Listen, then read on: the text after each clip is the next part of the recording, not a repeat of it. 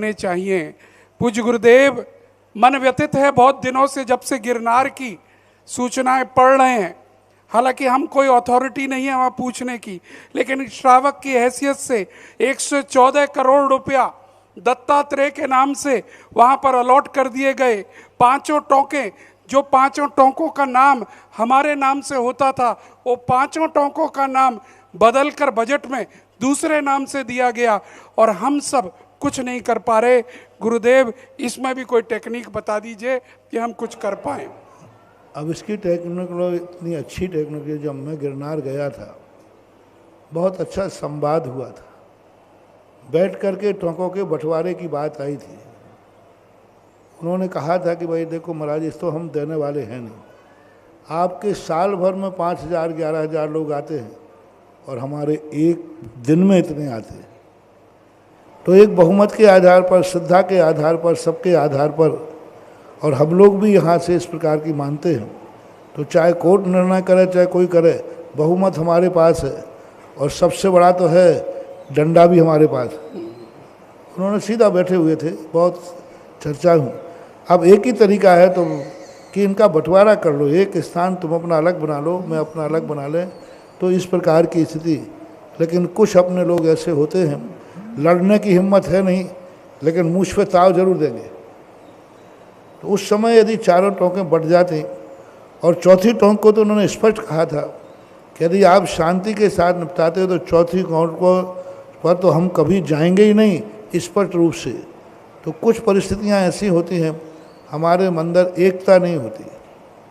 मैं गया गिरनार, लोग कहते थे गिरनार में चरणों के दर्शन नहीं होते।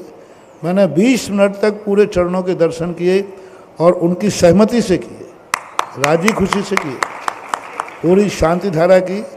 मैंने पूरा नेमिनाथ भगवान के चरणों के पास बैठकर पूरा स्वयंभू स्तोत्र पढ़ा, कम से कम 20 से 25 मिनट लगते हैं। पूरा आराम से बैठ के पूरे चरणों को निरावरण करके, चुल्लक जी वगैरह भी थे, और बहुत अच्छी तरह से किया। तो इस स्थितियों में जहाँ पर हमारा जोर कमज़ोर हो, वहाँ संधि करना, समझौता करना, यही हमारी कुशलता होना चाहिए। अन्यथा धीरे धीरे सरकार तो वोटों की होती है, और गिरनार और जूनागढ़ में दिगंबर जैनियों के कोई वोट नहीं है ही नहीं, तो वोटों के ऊपर होते हैं सब नेता वगैरह। और आज जब जो स्थितियां हैं, अब वो सब देख रहे हैं, आज भी कोई उपाय नहीं बन सकता। मात्र एक ही बैठ करके समझौते का रूप लिया जा सकता है कि समझौता करके और कोई ना कोई तरीका निकालें, अन्यथा लड़ने भिड़ने की हिम्मत तो है नहीं। आपने देखा दिगंबर कितने बार पिटे, कितने बार मरे। कई साधुओं में भी संघर्ष हुआ, साधुओं में भी अपनी जीवन लीला को वहाँ पर बहुत रूप में किया। तो क्या क्या हुए महावीर कीर्ति में। और ये भूल हमारी शुरुआत में हुई है। आज से 50-60 साल पहले वहाँ कोई नहीं जाते थे, खाली पड़े रहते थे। उस समय हम नहीं चेते, उस समय नहीं जागे हम। एक समय वो था कि उन टोकों पर कोई नहीं था, वे भी फोटो हैं आज, लेकिन उस समय हम चेतते नहीं थे, जागे नहीं हम। जब उजड़ी हुई चीज़ पर कोई भी कब्जा कर लेता है। अब आज की स्थिति में बहुत कठिन है, और उस स्थिति में क्या किया जा सकता है, ये विचारणीय प्रश्न है।